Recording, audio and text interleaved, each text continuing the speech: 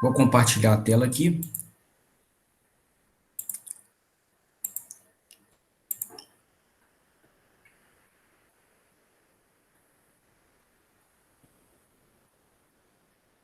Bom, pessoal, dando sequência aos nossos estudos, ontem nas últimas aulas, né, a gente estava avaliando tanto a topologia quanto fatores, né, parâmetros de sistemas de controle que pudessem nos ajudar no trabalho de posicionamento de corpos no espaço, como a planta mecatrônica, né? Então, a planta mecatrônica ela é constituída pela conexão de vários sistemas, né? E cada um desses sistemas é muito alinhado até com as nossas disciplinas do curso, né? Tem o controlador, que é abordado nas disciplinas de controle, tem a máquina elétrica, né, que é abordado nas disciplinas de máquinas, tem o conversor eletrônico de potência, que é abordado na disciplina de eletrônico de potência, tem o manipulador mecânico, que é a carga, né, que são elementos abordados aí nas disciplinas de mecânica, né, o sistema de instrumentação. Então, a gente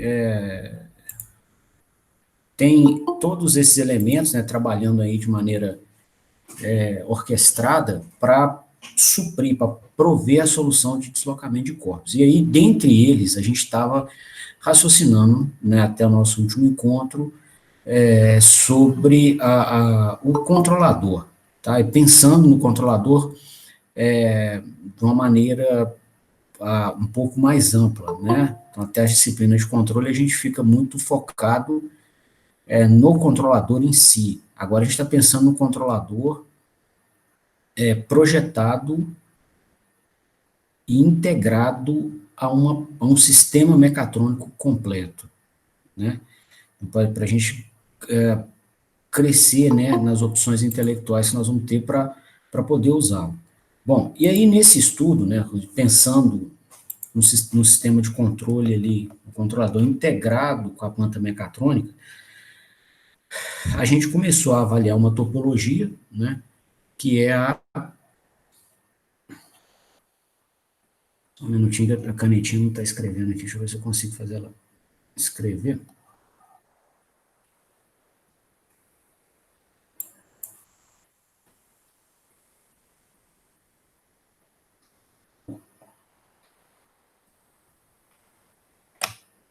Só um minuto aqui que a caneta da mesa digitalizadora não está escrevendo, e eu preciso dela escrevendo para a gente ter aula. Só um minuto. Aí, escreveu. Bom, então a gente começou, né, a estudar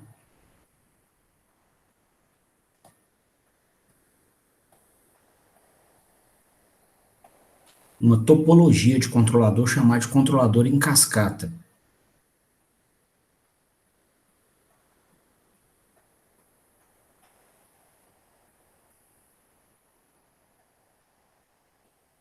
Onde a gente tinha duas malhas de controle em cascata, né, uma para regular posição, a outra para regular a velocidade. Então, a ideia era que a gente conseguisse corrigir eventuais erros de posição,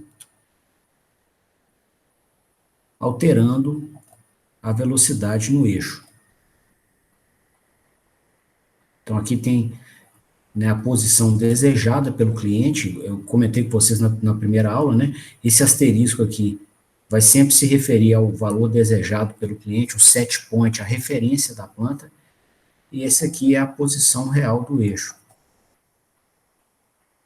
Né, e aí a malha tinha essa estrutura aqui, ó. A gente comparava a posição desejada com a posição real, havia um erro, esse erro era tratado por um compensador, né, que dava um ganho proporcional a ele, e produzia uma primeira parcela do comando de torque. E essa parcela do comando de torque, a primeira parcela do comando de velocidade mecânica, né? E essa parcela era somada a uma segunda parcela, que era o comando explícito de velocidade, né, que foi criado pela análise que a gente fez ontem, né, onde nós observamos que não havia coerência física em se criar um comando de velocidade por um ganho proporcional ao erro de posição, uma vez, né, que a velocidade é derivada da posição, ela não é um valor constante vezes a posição. Então, ontem a gente resolveu corrigir propôs, né, uma nova topologia para corrigir esse absurdo físico, pegando aqui o comando de posição, derivando ele, né, derivar aqui no domínio da frequência e multiplicar por S, e aí produzindo, então, um comando de velocidade, tá? A segunda parcela. E aí esse comando de velocidade é somado a uma primeira parcela para produzir um comando total de velocidade mecânica, um valor desejado para a velocidade mecânica no eixo, né? E aí a gente não tratou detalhes ontem, hoje nós vamos tratar, tá? Desse bloco aqui, ó. A gente comentou que haveria, então, uma estrutura mecatrônica de sinal e potência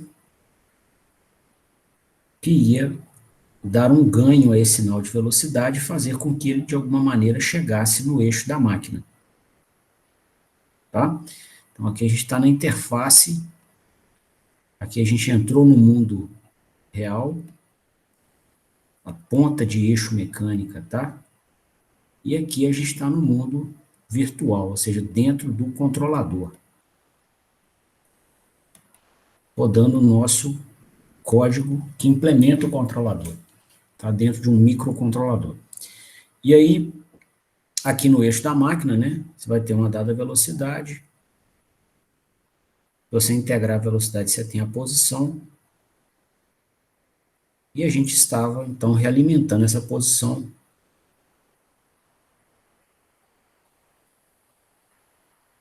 para conseguir perceber distúrbios de carga que fossem aplicados ao eixo, a carga do cliente, tá?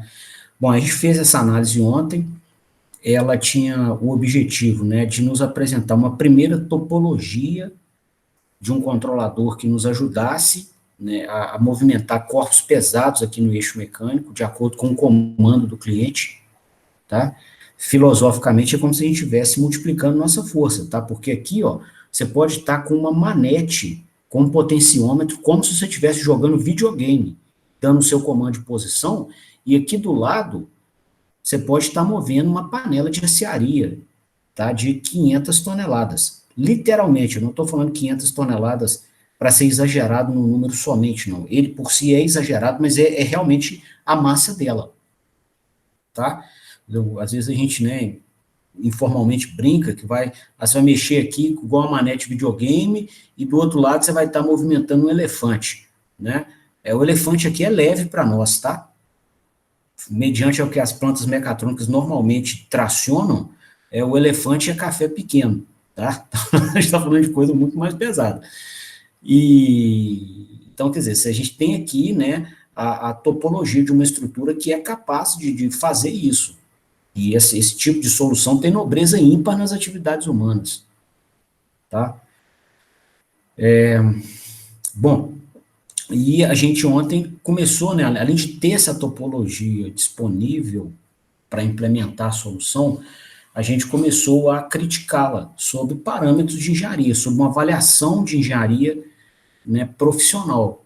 E a gente viu que essa topologia era capaz, né, de rastrear os comandos de posição do cliente com boa dinâmica, quer dizer, sem atraso, sem atenuar os comandos que o cliente manda,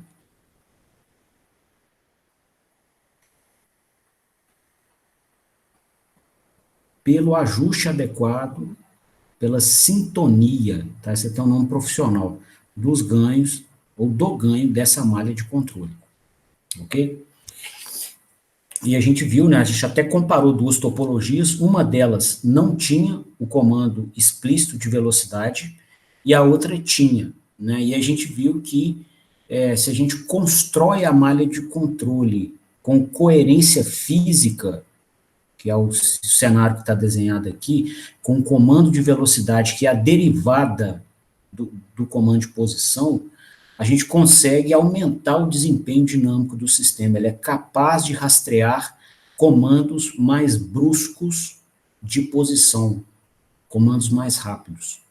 Tá? Então, esse é um convite, né, essa análise, assim, além de ter a solução, ela nos dá um convite a sintetizar malhas, a propor malhas de controle que tenham coerência física. Não é só realimentar, né, o sinal desejado de qualquer jeito e deixar a malha se virar.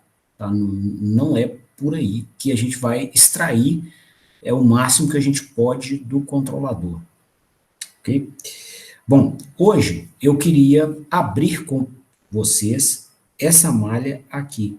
Tá? Então, até ontem a gente falou o seguinte, vai ter aqui um firmware de potência, ou seja, uma eletrônica e um software, então uma eletrônica de sinais e de potência e um software, todo mundo integrado nesse bloquinho G de ômega, que de alguma maneira vai pegar os comandos de velocidade que chegam aqui na entrada dele e fazer com que eles apareçam no eixo.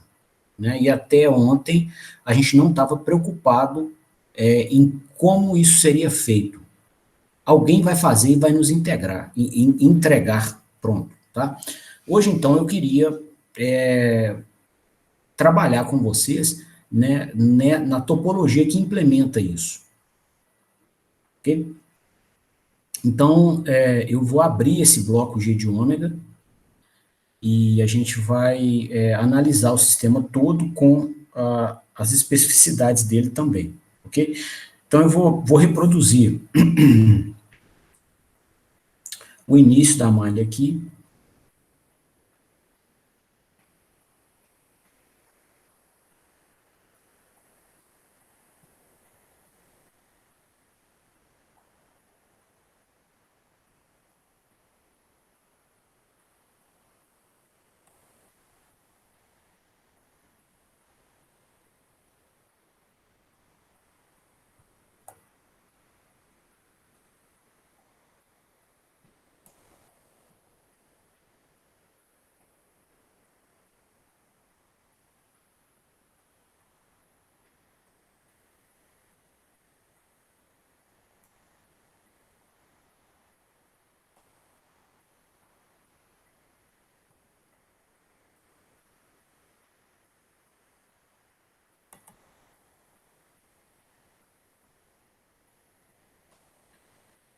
Então, o início desse sistema de controle tem essa configuração, né, que a gente estudou.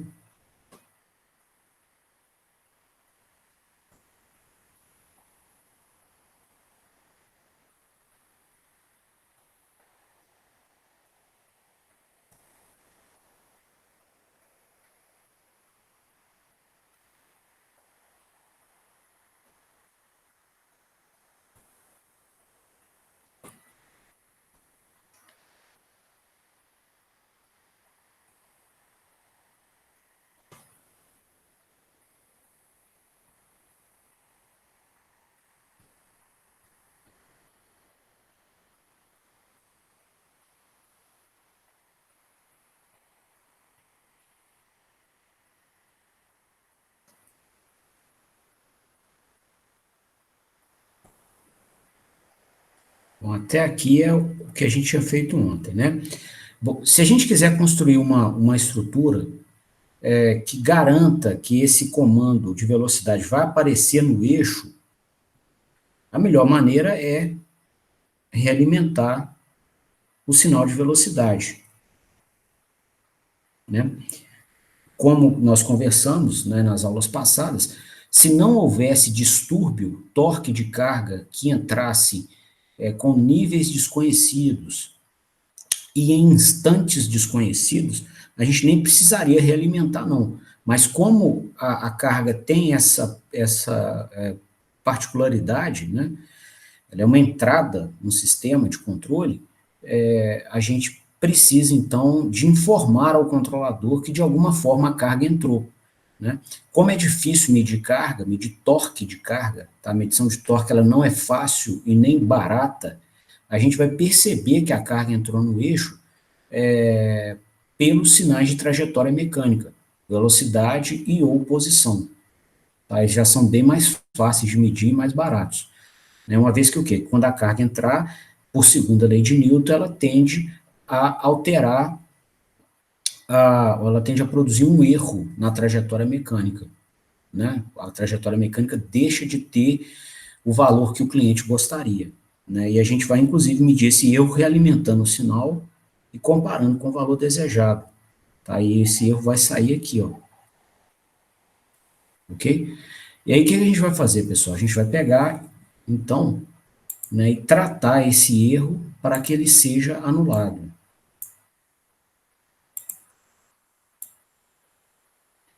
Então, usando a teoria de controle, a gente pode fazer um tratamento, né, a esse erro por um compensador, né, e um que tem desempenho muito bom, que é usado nessa área aqui extensamente, inclusive dentro dos inversores de frequência, é o PI, proporcional e integral. Tá? Então, o compensador proporcional, ele pega o erro de velocidade e multiplica por um ganho, uma constante, vai chamar de Kp ômega. E produz aqui um primeiro comando de torque. Tá? O segundo compensador,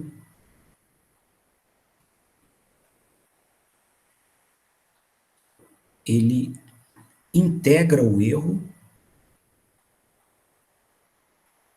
e multiplica a integral desse erro por uma constante, a gente vai chamar aqui de K ômega, tá? É o ganho integral da malha de velocidade.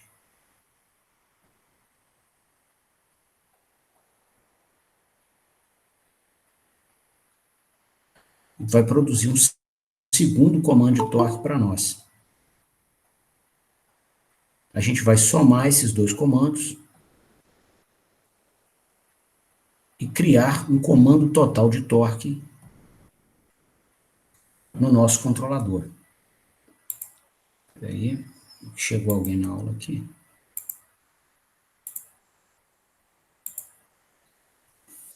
Ok? Então, a gente vai, né, regular a velocidade, né? Digamos que a gente tem um erro de velocidade aqui em um determinado instante, como que a gente conseguiria corrigir, né, velocidades erradas? Ou seja, a velocidade do eixo não está igual a que o cliente gostaria. Né? Eu tenho que alterar a aceleração angular. Né? E qual que é a forma de atuar sobre a aceleração angular? Atuando sobre o torque eletromagnético da máquina. Tá? Então, é por isso, inclusive, que na saída desses compensadores, a gente está criando comandos de torque. Tá? Bom, vai haver uma estrutura que vai garantir que esse comando de torque efetivamente chegue ao eixo do motor. Essa estrutura vai depender da tecnologia de cada uma das máquinas empregadas, né? Se for uma máquina síncrona, uma máquina de corrente contínua, uma máquina de indução, tá? E do conversor utilizado, tá? Se vai ser um inversor de frequência, um retificador controlado, tá? Então, vai depender da tecnologia do conversor. Nós vamos ver isso em aulas posteriores dessa disciplina, tá? Hoje, para a gente ir comendo mingau quente pelas beiradas, tá? A gente vai assumir que alguém vai reproduzir esse comando de torque.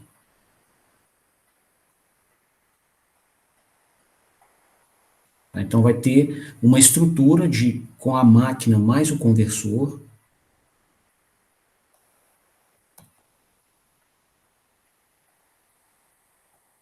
que vai garantir que o comando de torque do controlador efetivamente chegue ao eixo da máquina elétrica, tá?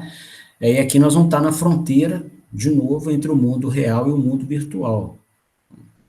Daqui para trás, né, a gente está dentro do microcontrolador da aplicação, ou no mundo virtual.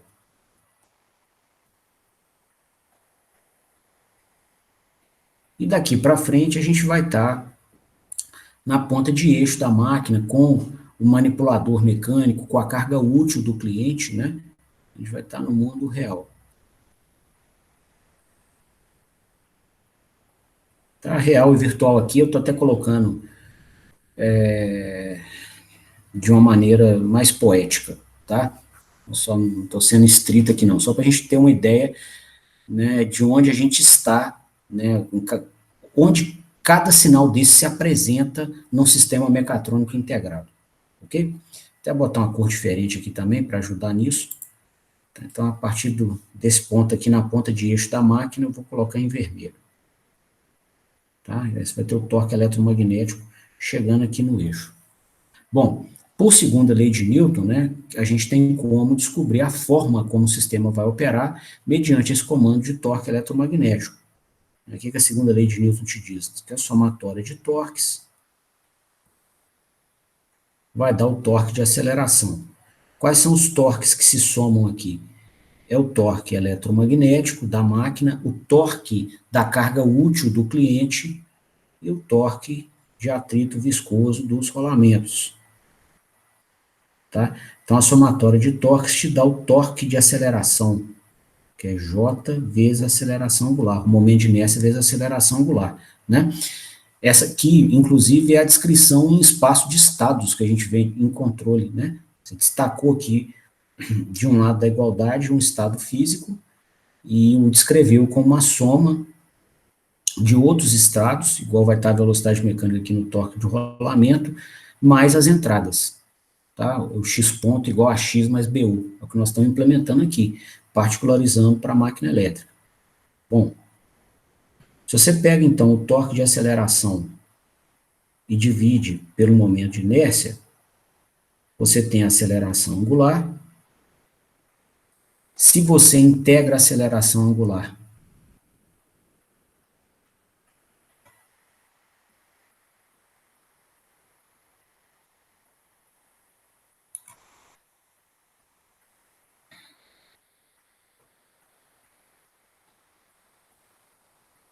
integrar no domínio da frequência dividido por S, né?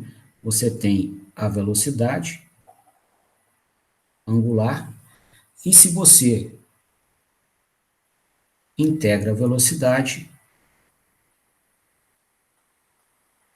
você tem a posição.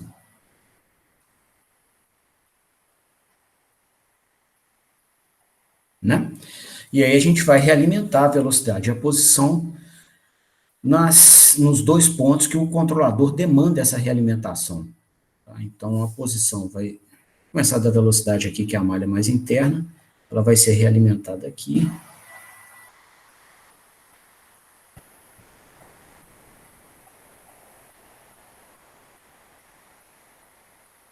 E a posição vai ser realimentada cá na frente.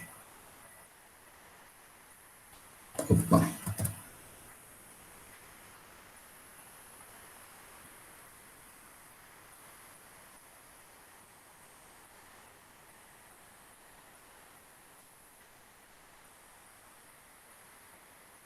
Tá? E aqui só faltou o torque de atrito nos rolamentos, que a gente está modelando como um coeficiente de atrito viscoso, B, vezes a velocidade mecânica.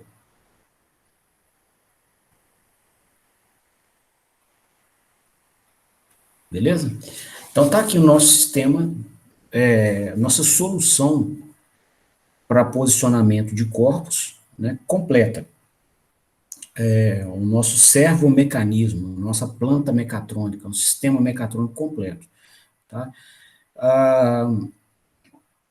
Qual que seria, então, né, o desempenho desse sistema aqui? Né? Como que a gente poderia avaliar o desempenho desse sistema? E como a gente poderia controlar esse desempenho? Pelo ajuste dos ganhos dos compensadores. Tá? O que a gente viu na teoria de controle? Né? Que o ajuste dos ganhos desses compensadores alteram os polos, né? E o valor do polo, o módulo do valor do polo é igualzinho ao módulo da banda passante. Então, se você quer um sistema mais rápido, você tem que ter um sistema com mais banda passante, ele tem que deixar passar, né, cossenoides de frequência mais alta. Deixar passar significa que o quê? Você vai colocar essas cossenoides na entrada aqui, ó, na posição aqui de referência, e efetivamente com a dada amplitude, tá aqui no tempo, e efetivamente isso aparece do lado de cá, ó, na ponta de eixo. Tá na mesma frequência, e na, né, aqui está no tempo, desculpa, e com a mesma amplitude, tá? Então, isso que é,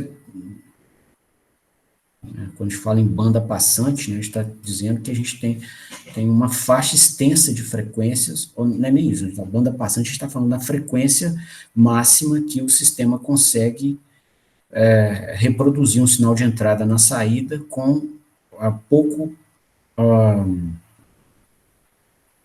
com pouca atenuação de amplitude. Pouca quer dizer até 70%. Tá? Foi o que até a gente conversou ontem. Bom, vamos então avaliar, né? Como ajustar, seria até uma pergunta natural agora, como ajustar os ganhos desses compensadores para poder garantir, né, que efetivamente todas as cossenoides que o cliente pedir aqui, toda a banda passante do comando dele, vai aparecer na ponta de eixo.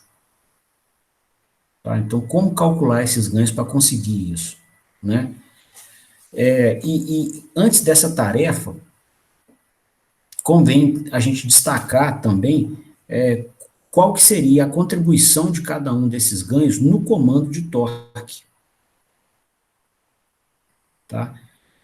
Eu então queria fazer essa análise com vocês. Quer dizer, antes da gente ir, né, para o cálculo dos ganhos, eu queria entender a contribuição desses compensadores na síntese do comando de torque.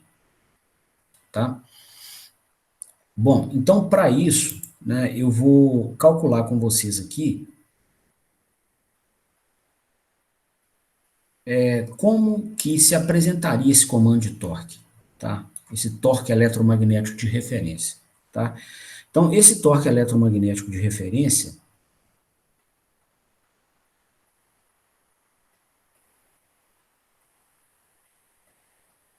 aqui a gente está misturando tempo e frequência, tá? Mas a gente sabe o que a gente está fazendo, né?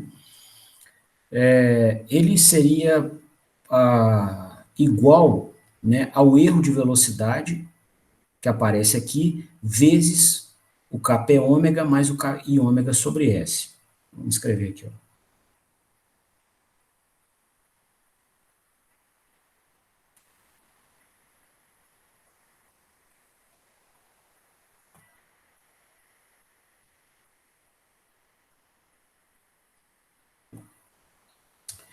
Esse erro de velocidade, né, por sua vez, ele, que aparece aqui, ó, tá?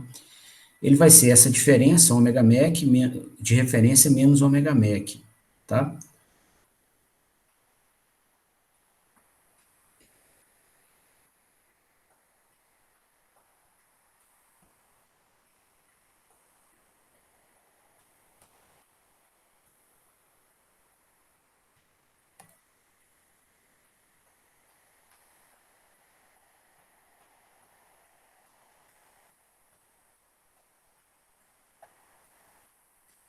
E esse ômega mac de referência, por sua vez,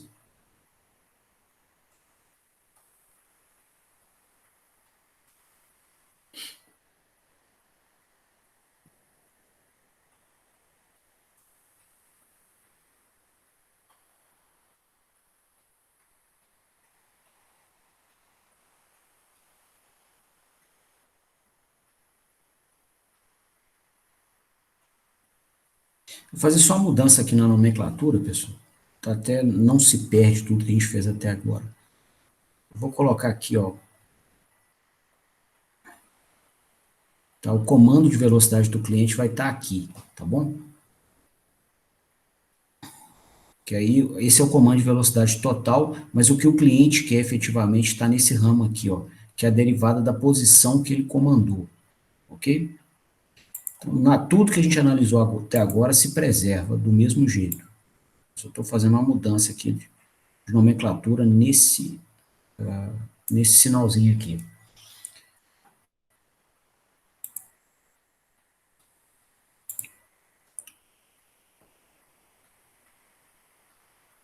aqui eu vou chamar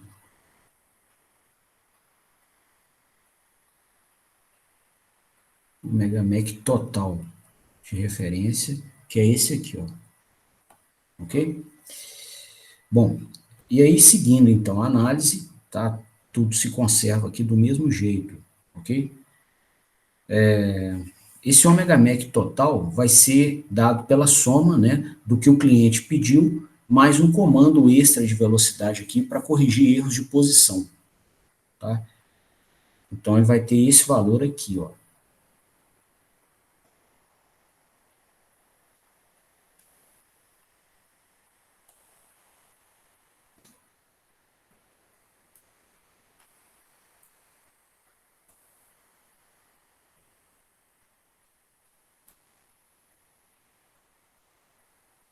Tá? Então esses dois termos, né, somados aqui, são iguais à referência total de velocidade.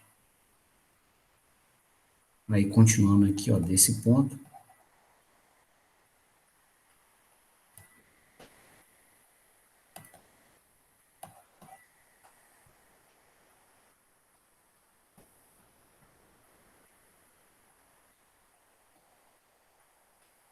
A gente teria esse sinal total aqui para o torque eletromagnético, tá?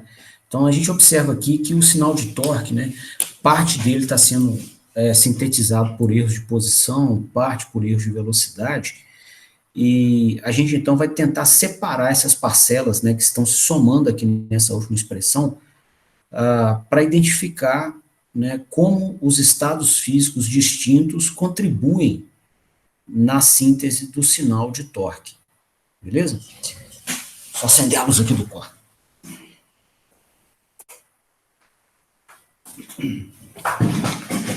Bom, então, separando, né,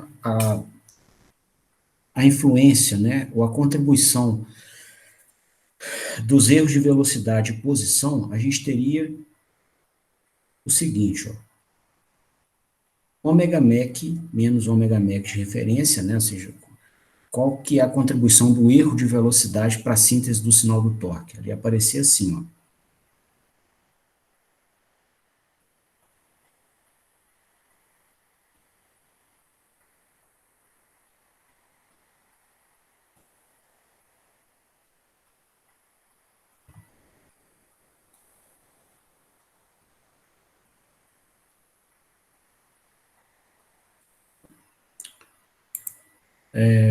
Qual que seria a contribuição do erro de posição?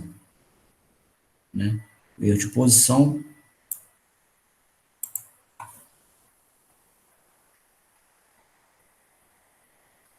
aparece aqui, ó, e a contribuição dele apareceria da seguinte maneira.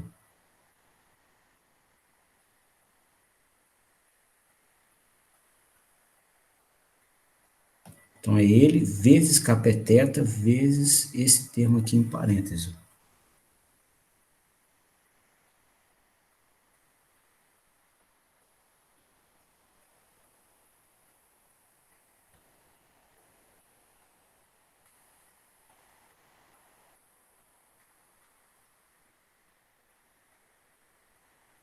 Ok?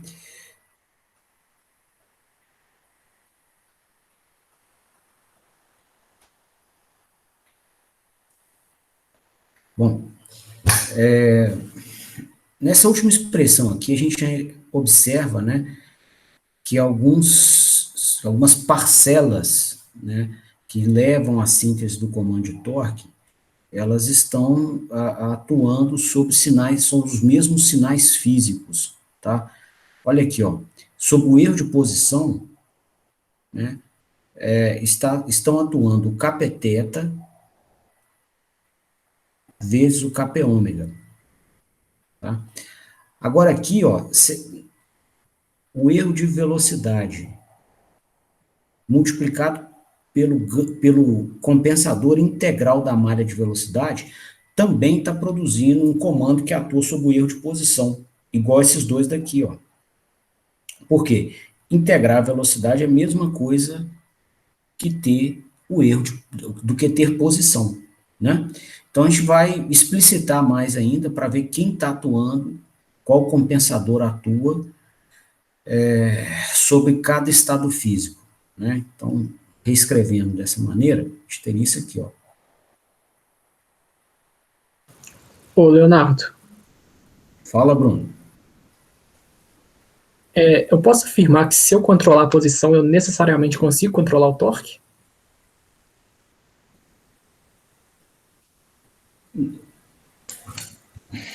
Sim, até porque para ter o controle de posição, né, você vai ter que ter controle sobre o torque no eixo, tá? Eu não sei se eu entendi bem sua pergunta, mas assim, tem cenários, tem aplicações que você controla o torque diretamente, igual a gente fez lá no laboratório, né? Práticas com controle direto de torque. Aí você dá um comando de torque direto e não um comando de posição. Agora, tem aplicações que o seu comando, que você passa para a planta mecatrônica, é um comando de posição angular. E aí, no final das contas, você vai estar controlando o torque também, mas só que a sua interface com o sistema mecatrônico, o jeito que você conversa com o sistema mecatrônico, é diferente. Entendeu? Entendi, sim. Era Deu para isso, cara, pegar sua aqui. pergunta? Era isso mesmo. Era isso mesmo. Entendi que tem as duas possibilidades. Tem as duas possibilidades. Geralmente, ô Bruno, por exemplo, se você pegar aqui um sistema de robótica, você entrega para ele um comando de posição, tá? No veículo, uma patinete, um hoverboard, daqueles que é legal demais, aquela patinete, você só põe os pés em cima dela, inclina, ela entende sua intenção de movimento, ali você está dando um comando de aceleração, tá? No final das contas, para controlar o que você está querendo, você vai ter que ter controle de torque, da mesma forma, só que o jeito de passar o comando é distinto. Você só escolheu passar o comando por um sinal diferente, tá? No acelerador de um carro, você dá comando de aceleração também, tá? Agora, um braço robótico, por exemplo, você já vai dar comando de posição, ok? Ok, entendi. Beleza. Obrigado. Falou nada.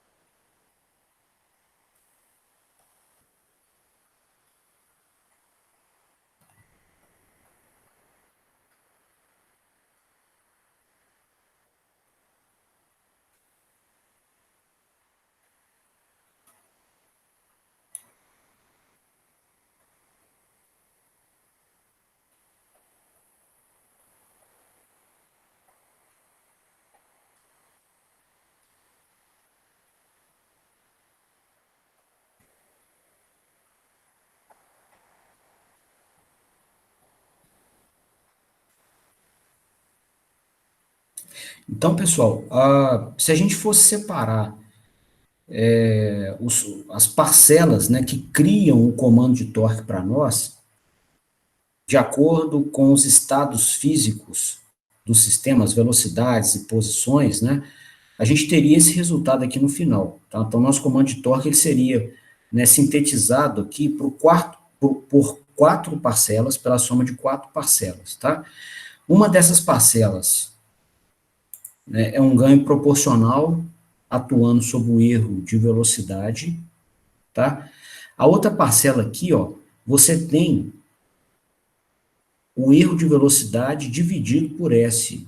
Então, no domínio da frequência, o que a gente está fazendo aqui? Ou no domínio do tempo? Está integrando.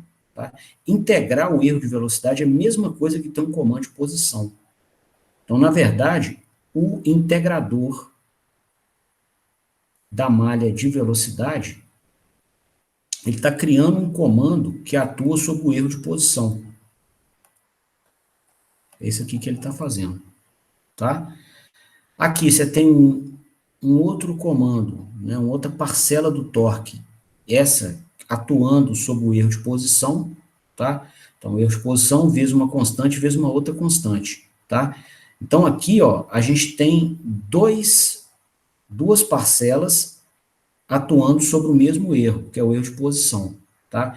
Isso aqui pode dar problema, porque elas podem estar produzindo comandos contraditórios, tá? Aqui, por exemplo, você pode estar criando uma parcela de torque negativa, né, pedindo para o motor frenar, por exemplo, e aqui você pode estar, sobre esse mesmo erro de posição, produzindo um comando de torque positivo, né? Isso abala ou perturba o desempenho dinâmico do sistema, tá? Isso não é bom. E no final aqui, ó, a quarta parcela está produzindo um comando de torque em cima de um sinal de integral de erro de posição. Tá? É um sinal que não tem sentido físico, mas seguramente ele vai garantir erro nulo em regime permanente aqui sobre ou para o sinal de posição. Ok?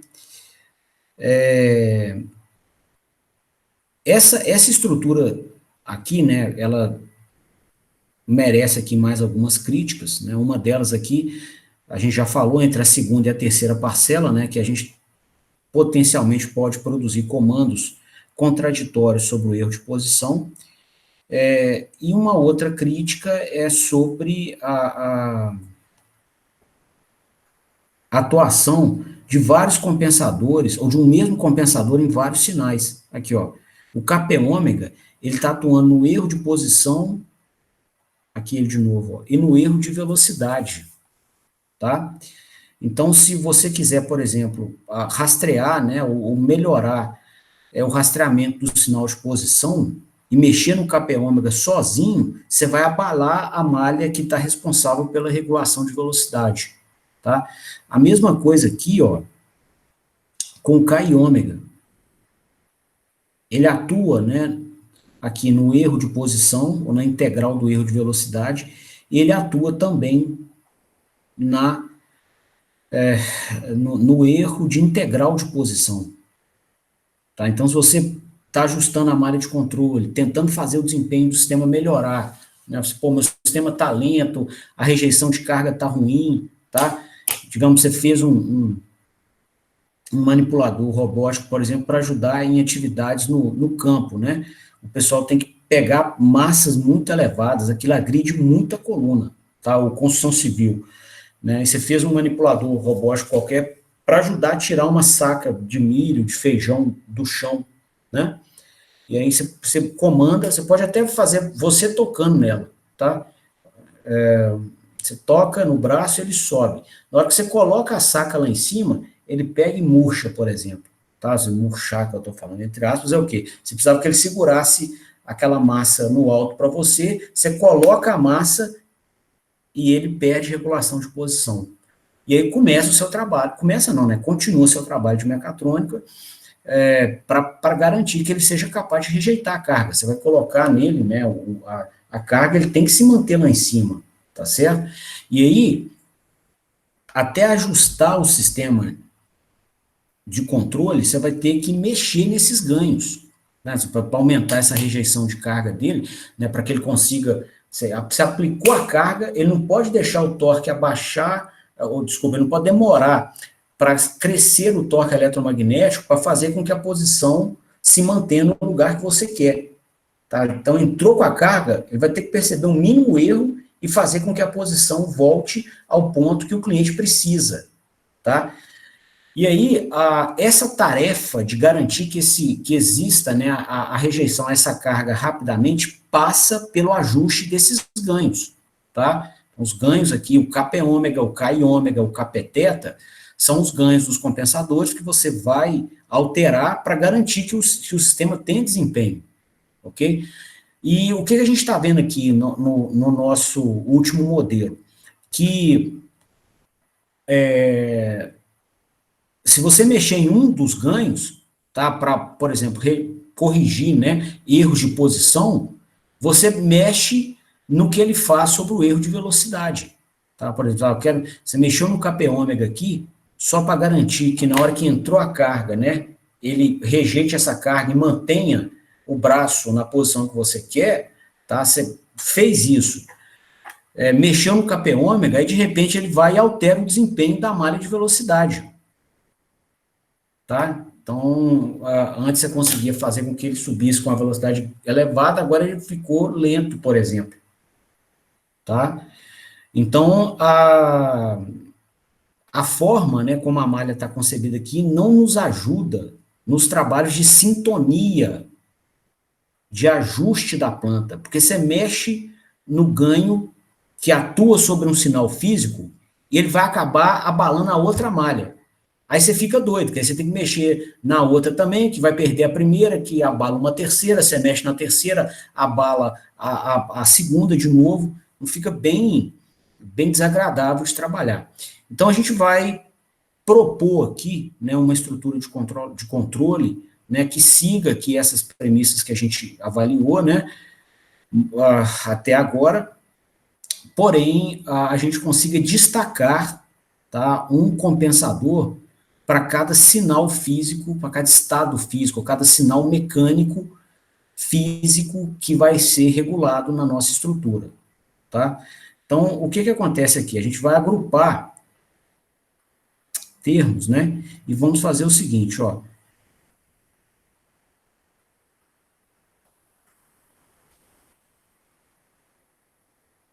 A gente vai sintetizar esse sinal de torque da mesma forma aqui, tá? Só que destacando os estados que se realimentam. Então, vai ter uma parcela desse comando de torque criada exclusivamente pelo sinal de referência de velocidade e o sinal realimentar de velocidade. A gente vai chamar de BA. Uma parcela exclusiva de torque criada pelo erro de posição, que é a diferença da posição que o cliente quer pela posição que realmente existe. Tá? Torques criados a partir de erro de posição são torques implementados por molas. Então, vou chamar o ganho que o compensador vai dar aqui com um nome que remete a uma constante de mola, Ka. Tá? E o outro sinal que apareceu aqui, outro erro que a gente tem, é o erro de posição. De integral de posição, que é esse aqui, ó. Tá? A gente vai chamar de uma integral, aqui um KIA, uma constante que age sobre uma integral de posição. Tá? Observa que aqui, ó, embaixo, nessa última linha, a gente está criando o nosso comando geral de torque, né, eletromagnético, sem perder de onde que a gente saiu cá de cima, tá?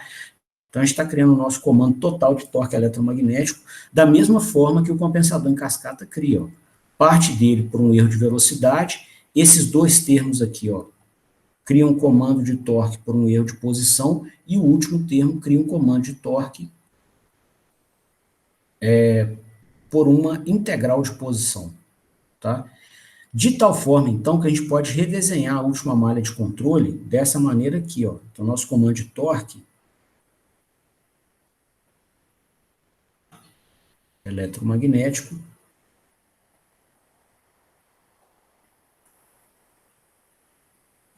está sendo criado pela soma aqui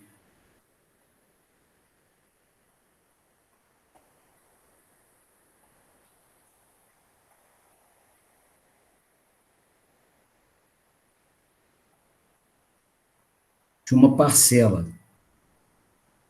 que atua sobre o erro de velocidade. Nós vamos comparar a velocidade que a gente quer com a velocidade que a gente tem. E a esse erro de velocidade, a gente vai aplicar um ganho proporcional, tá?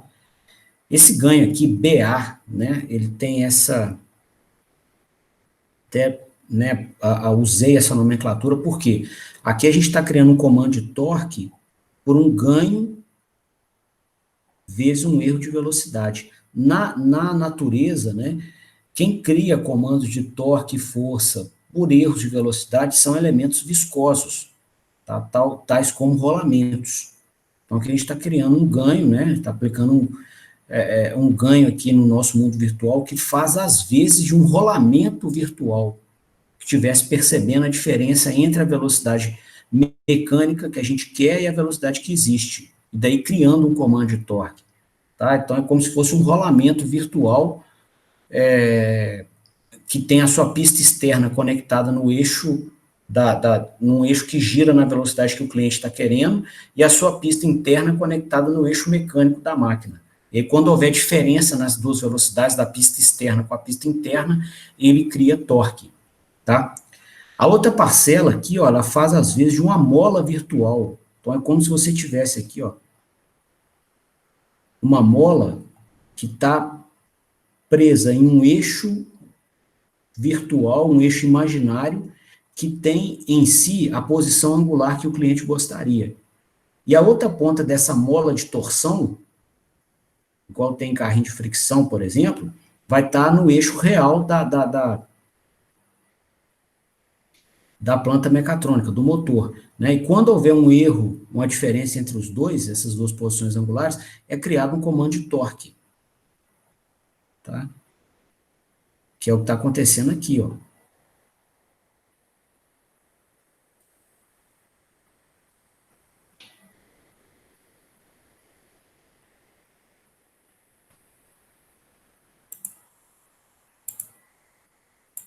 É como se a gente estivesse implementando, né, no controlador uma mola virtual, cuja constante elástica é escolhida pela gente. Ao invés de você ter que construir a mola mecânica, você tem essa mola implementada ou emulada pelo acionamento elétrico. Aqui, ó. E aqui é um rolamento virtual, também emulado pelo acionamento elétrico e com uma constante viscosa que a gente escolhe. Isso aqui é sensacional, quer dizer, você passa a ter o acionamento elétrico emulando o comportamento de um outro corpo mecânico. Tá? E isso abre infinitas possibilidades. E a última parcela do comando de torque, que a gente modelou ali em cima, é essa aqui, ó. Né? Que é um torque criado pelo sinal de integral de posição. A integral de posição não tem um elemento físico real que, né, implemente ou faça, às vezes, de um sinal de integral de posição. Aqui na malha de controle, ele vai nos ajudar, né, a ter, por exemplo, vai nos ajudar a garantir sintonia da malha, né, e alocação de polos que levam a um desempenho adequado, e vai nos ajudar também a ter erro nulo em regime permanente. Tá? É como se tivesse a integral da posição de referência, e aqui a integral da posição real do eixo. Ok? E aí, pelo erro dela, você cria uma terceira parcela de comando de torque. Então, olha que legal aqui. Agora a gente sabe exatamente em que compensador atuar, tá, de acordo com o comportamento que a gente queira durante a sintonia da planta. Tá?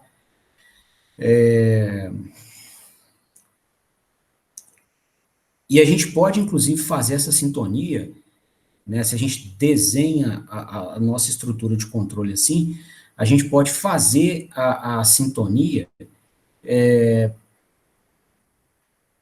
orientando o nosso raciocínio, não somente, né, com base em matemática, igual é o clássico da gente fazer, né, nos estudos de controladores, mas também com base em um apelo físico que eles traduzem, né, quando o desenho se apresenta assim, quando o desenho do controlador está assim, tá?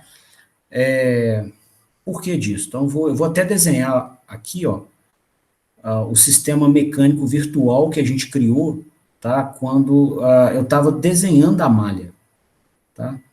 Então, olha só. Do jeito que o sistema está apresentado aqui, é como se você tivesse um eixo mecânico virtual. Vou colocar ele maior.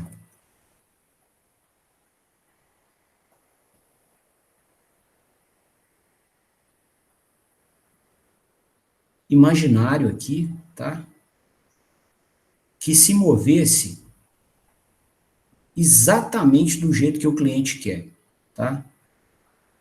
Então, ele se move, em cada instante, ele tem a posição que o cliente deseja, na velocidade que o cliente deseja, tá? Com a aceleração que o cliente deseja, né? Consequentemente, com a integral de posição também, que o cliente deseja. E aí, é como se a nossa estrutura de controle tivesse com esse eixo conectado,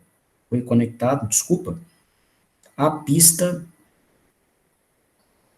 externa de um rolamento. Tá? O rolamento tem a pista externa e a pista interna. Tá? E a pista interna dele tivesse conectada aqui por dentro no eixo mecânico real do rotor da máquina. Tá? Aqui está o rotor da máquina.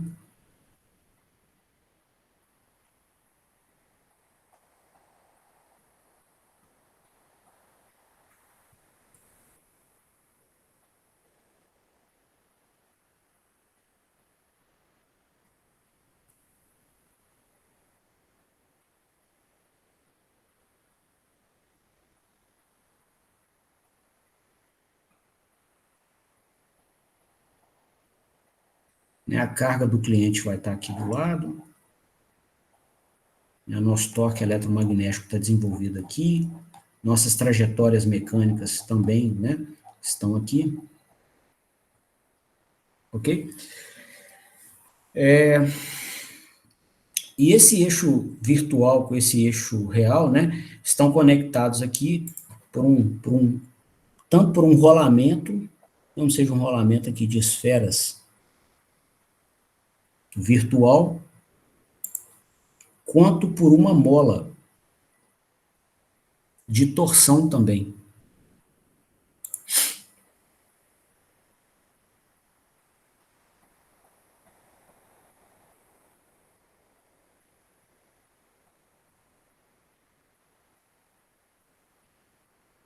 Tá? E o que vai acontecer nessa proposta? Deixa eu melhorar um pouquinho o desenho do rolamento aqui.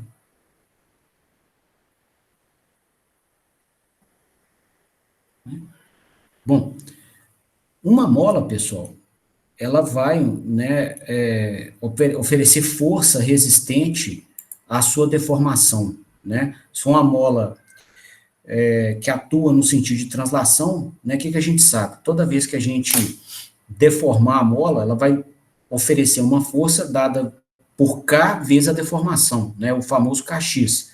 Uma mola de torção, igual essa mola azul aqui, ó, montada desse jeito, ela ia desenvolver um torque, esse torque que a gente chamou aqui de TE2,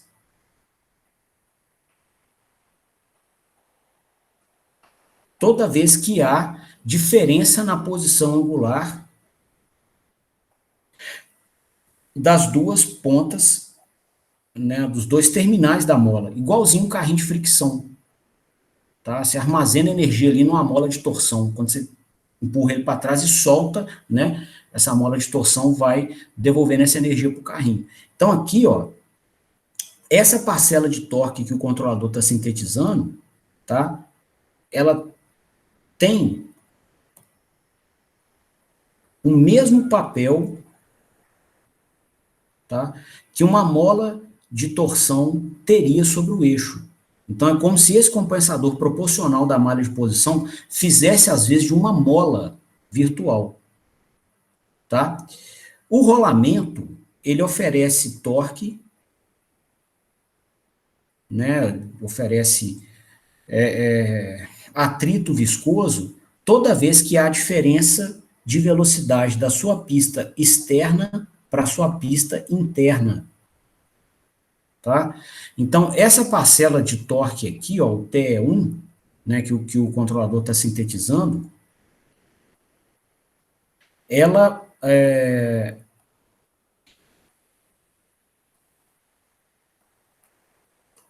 tem a mesma interpretação física do torque que seria desenvolvido por um rolamento virtual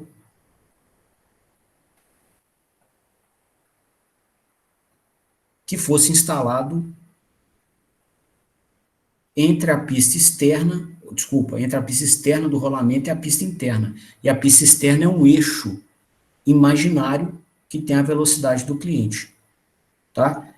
E esse comando de integral de torque, ele não tem nenhum elemento físico, não tem uma mola, um amortecedor, não tem nada, nenhum componente mecânico que faça, que crie torque pelo erro de integral de posição, tá certo? Mas aqui no nosso caso, a gente tem um elemento fictício aqui, né, um elemento de controle, que produziria um torque com essa conotação, tá? E se a gente enxergar o sistema de controle assim, a gente abre muitos horizontes, né, em termos de sintonia e manutenção, porque a gente passa a saber com mais clareza em quem mexer de acordo com o comportamento que a gente queira que o sistema tenha, tá?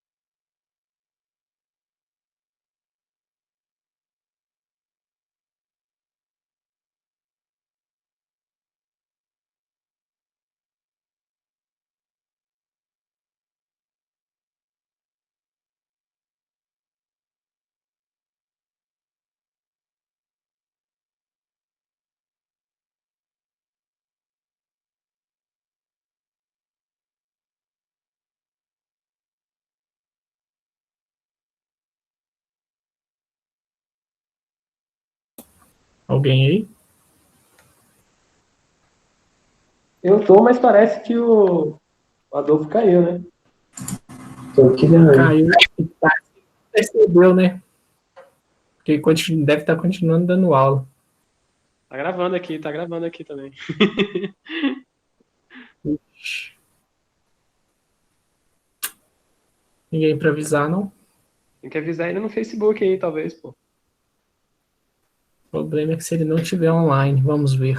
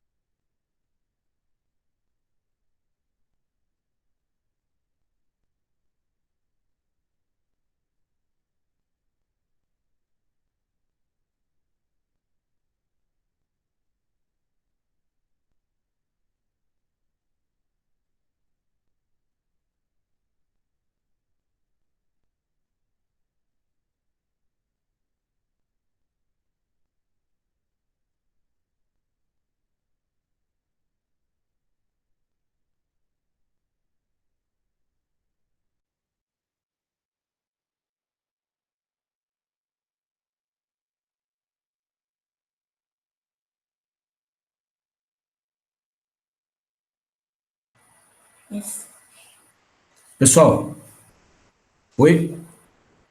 Opa, Léo. Ô, Freud, Diz aqui ainda. eu fui seguindo a aula aqui naquela plataforma que eu faço material para vocês, e aí quando eu fui fazer a despedida, né, encerrar o assunto, eu voltei aqui para a tela para ver vocês, e o Google me avisou que a conexão tinha sido interrompida.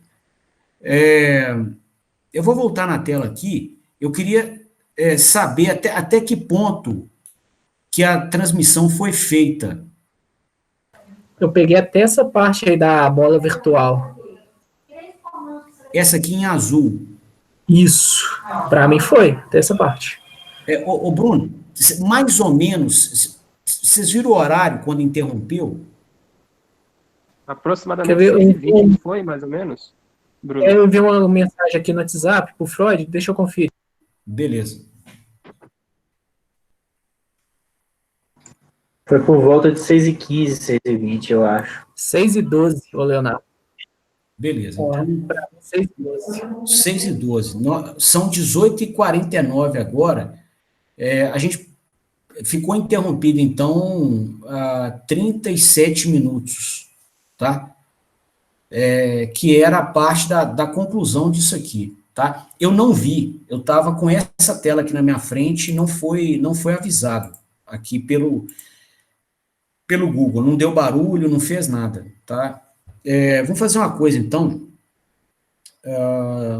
realmente assim, não foi falha de ninguém, realmente não foi avisado. Talvez, eu vou começar a fazer o seguinte, né, a plataforma é nova, eu vou começar a trabalhar com isso sem ser em tela cheia, tá? De tal forma que se tiver algum contratempo, eu consiga ver e tomar alguma providência, né? Mas é o seguinte, o final aqui, pessoal, ele era fundamental para ter um entendimento adequado, tá? Um entendimento bacana da aula. Eu vou repetir a aula que vem, então, tá? Essa meia hora final, quando a gente fez essa associação da malha de controle, dos compensadores, o BA, o KA e o KIA, que são os compensadores da malha de controle, com elementos mecânicos, tá? Com equipamentos mecânicos, molas e amortecedores virtuais, tá? E ao início dessa aula eu vou, né, fazer o upload no YouTube para vocês pegarem, tá? Eu peço desculpas, realmente não foi foi o Google, assim, isso aqui não foi falha minha não, eu não tinha visto, tá? E aí a gente dá sequência, deixa eu ver aqui. Amanhã tem mais uma hora de aula dessa disciplina. Eu vou recuperar esse material para vocês não terem nenhum prejuízo aí no conteúdo, e a gente continua amanhã, então. Beleza? Beleza, Léo, mas tranquilo, viu? Fica relaxa aí. A gente estava até conversando aqui, eu mais o Bruno, que a gente realmente achou que era isso mesmo, né? Que, tipo, tinha interrompido aí a net, talvez, ou alguma coisa do gênero. Pois E é. aí a gente não tava tendo canal, assim, né? Realmente para conseguir te avisar e tal. Eu até deixei uma mensagem no Facebook lá, né? Só comentando, assim. Mas faz parte mesmo, tranquilo. A gente vai ter que ter um pouquinho de paciência, né? Que a gente está usando uma tecnologia que está se amadurecendo, tá? Ela favorece muito, muito bom, você trabalha de casa, a gente pode estar né, com a turma em qualquer lugar do mundo que funciona, mas eventualmente pode ter alguma coisa dessa, tá? Foi interrompido, o Google derrubou a transmissão aqui, né? E eu não vi, estava imerso ali no conteúdo e não vi. Então, né, dá um pouquinho de paciência, eu vou recuperar o assunto, vocês não vão ter nenhum prejuízo com isso. E com o passar da disciplina, esses 20, esses 37 minutos, a gente vai cobrindo de pouco a pouco até encerrar o conteúdo programático inteiro. Tá ok? Tranquilo, Léo, muito obrigado. Então, beleza, moçada. Então, uma boa noite para vocês aí. A gente se vê amanhã. Tá? Amanhã às 5 horas de novo. Ok? Beleza, Léo, obrigado. Valeu, moçada. Beleza, Leonardo. Uma boa noite. Falou. Tchau, tchau. Boa noite. Tchau, tchau, Nenê. Papai. E eu?